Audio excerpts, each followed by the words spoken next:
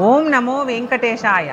తిరుమల శ్రీవారు బ్రహ్మోత్సవాలలో 3వ రోజు పగలు మలయప్ప స్వామి ఒక్కడే సింహవాహనంపై ఊరేగుతాడు. సింహము మృగరాజు. మృగాణాంచ మృగేంద్రోహం అని శ్రీకృష్ణ భగవానుడు సింహం యొక్క విశిష్టతను మృగాలలో సింహాన్ని నేనే అంటూ వర్ణించాడు. విష్ణు సహస్రనామాలలో సింహ సింహ నామము 2 సార్లు వస్తుంది.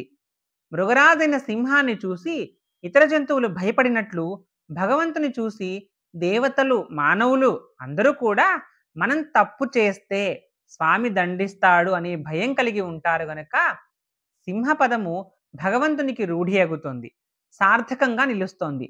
విష్ణుదేవుడు సింహముఖుడై దుష్టుడైన హిరణ్యకశిపుని సంహరించి భక్తుడైన ప్రహ్లాదుడిని రక్షించాడు. యోగశాస్త్రంలో సింహము వహన శక్తికి, గమన శక్తికి కూడా ప్రతీక. భీమాదులు సింహబలుడు కదా. శ్రీ వెంకటేశ్వర స్వామికి నిలయమైన ఆనంద నిలయంపై నలువైపులా సింహ ప్రతిమలు ఉన్నాయి. అవి స్వామి రక్షణ శక్తికి సంకేతాలు.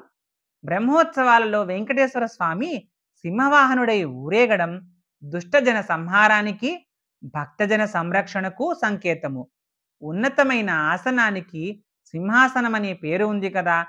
నరోత్తముడు ఆయన అంటే రాజు సింహాసనాన్ని అధిష్ఠించి ప్రజలను, రాజ్యాన్ని సంరక్షిస్తాడు, దుష్టులను శిక్షించేవాడు. ఈ విధంగా సింహము రక్షణ శక్తికి సంకేతంగా మారింది.